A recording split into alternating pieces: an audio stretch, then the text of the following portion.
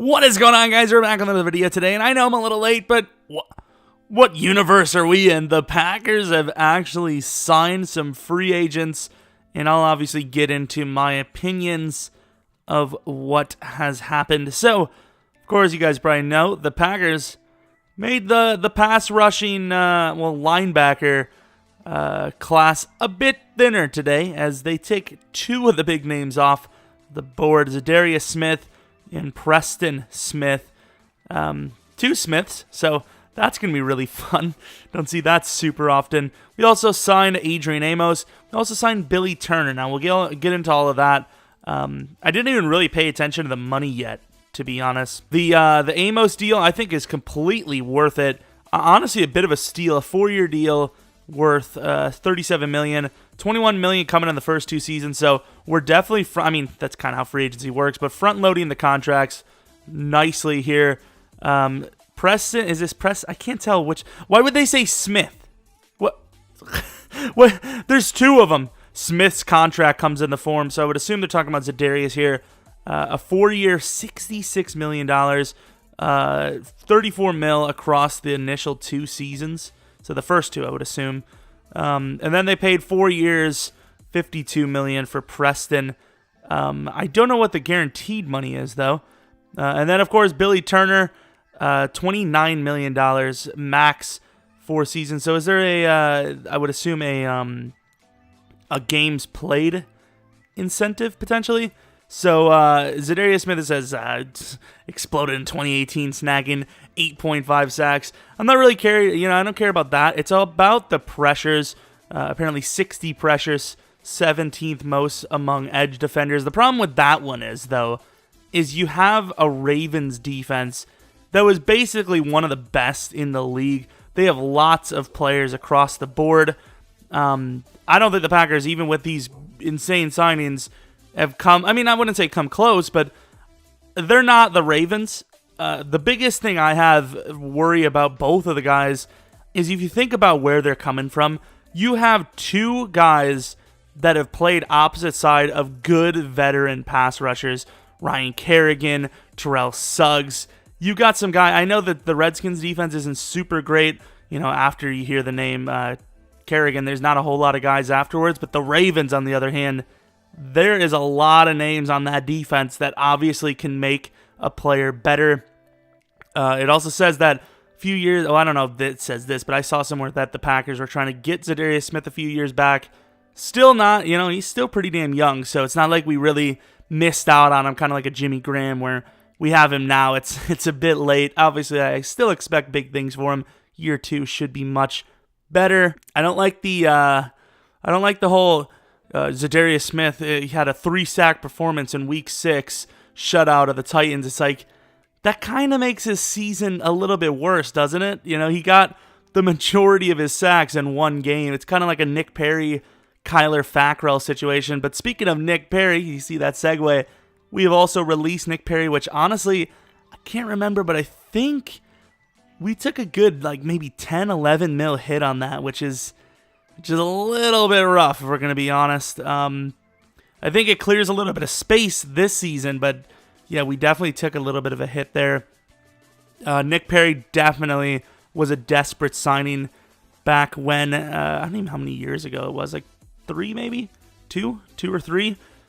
We paid him a lot of money for one good season, but that's kind of what we're doing here again. Preston Smith, a little bit better of a run stopper, which, to be fair, the Packers already have some pretty damn good run-stopping players. It's just the linebacker position's a little weak. Amos, like I said, I think is a great steal. Kind of does it all. Haven't really had a safety like him in a long time. Clint Dix is supposed to be that guy for us, but he was just so terrible in coverage. It's kind of, funny making the joke about Amos, how the Packers love to move corners to safety. Who knows, halfway through the season we could see him move down the corner if, injuries happen, which, let's be honest, it's the Green Bay Packers. That happens quite a bit. Now, what I will say, the main thing that I liked about most of these signings is the durability. If you look at a lot of these guys, they have played most of the games in their careers. Of course, Za'Darius Smith really not getting as many necessary starts as, Smith and Amos. But everyone that we signed is pretty durable, except for Billy Turner. I think he had a pretty rough season in 2017. The big thing I don't like is I just don't like signing offensive linemen in free agency. They are so overpaid. A guy like Billy Turner, is he really going to be much better than a guy we could just draft in the 3rd round? I don't think the money's worth it there. I really don't. He's a versatile guy who could play guard or tackle, which once again, I don't get that. We don't need a tackle. We need guards. So why pay a guy that's going to be a little bit more valued because he can play both positions than just draft someone in the 3rd? I know we kind of need 2 guards, but I don't like that signing, and honestly, I don't like Billy Turner here. But everything else, I'm okay with. Once again, I think you still got to go pass rush in the draft, so maybe we could have went without signing Preston Smith.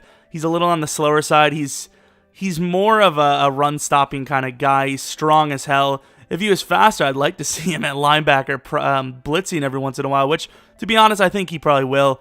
We'll definitely bluff him a bit.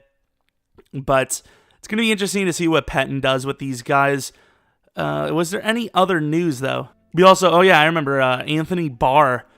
He was set to go to the Jets, and at the last second, he decided he wanted to come back to Minnesota. I don't know what the money's like, but that is I like that. I mean, I don't like it as a Packers fan. I don't like that, but I like that in a true, fan of the game situation where a guy actually chooses a little bit of loyalty over the money.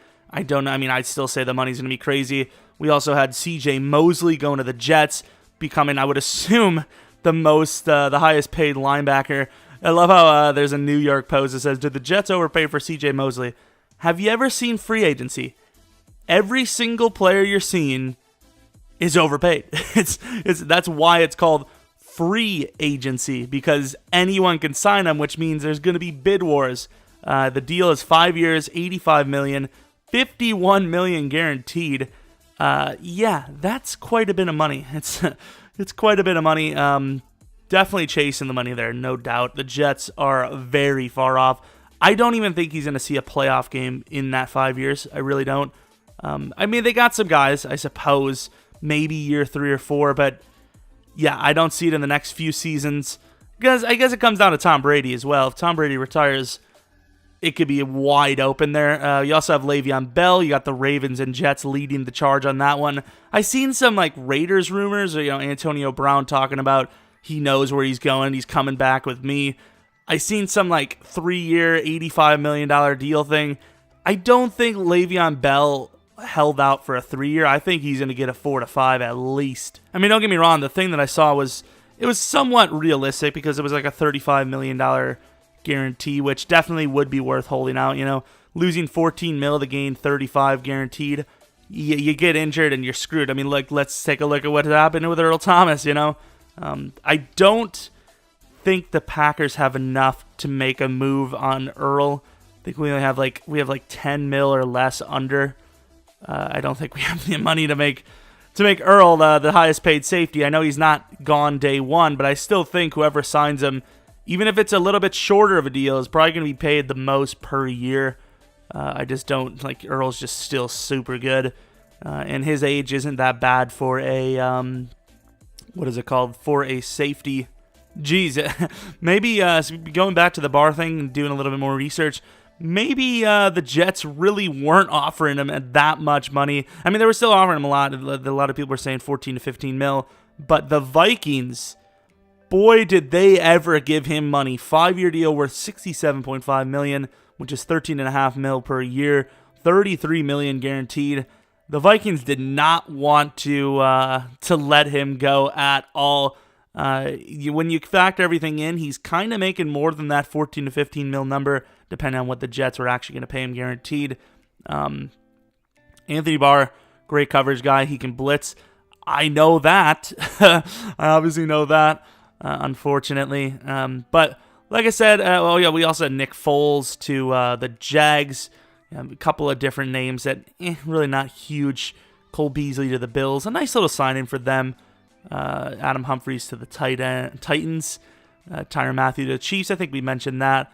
Funchess to the Colts. That'd be an interesting one to see what they can do with him.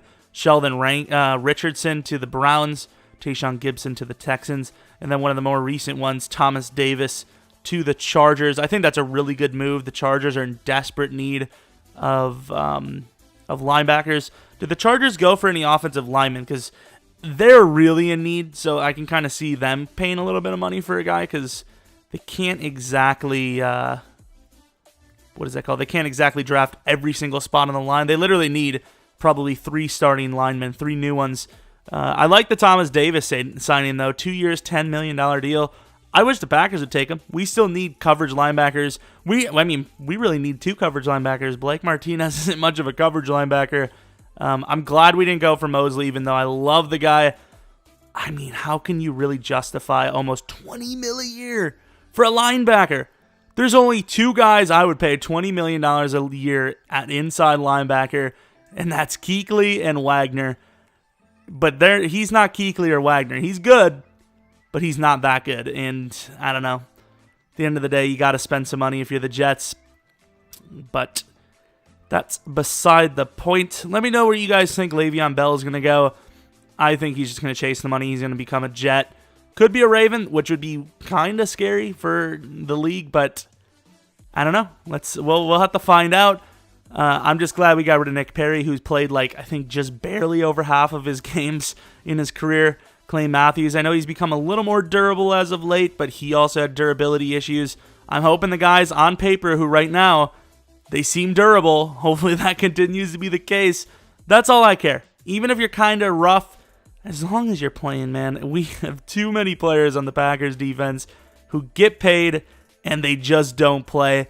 I think it was a good free agency day. I love the Amos signing the most, obviously. Safety is the biggest need. I think we could have went without signing Preston Smith.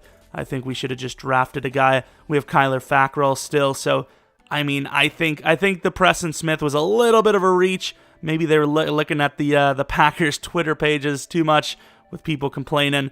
I think we should have just went for someone in the draft. Same with Billy Turner, but still a good day to be a Packer fan for once.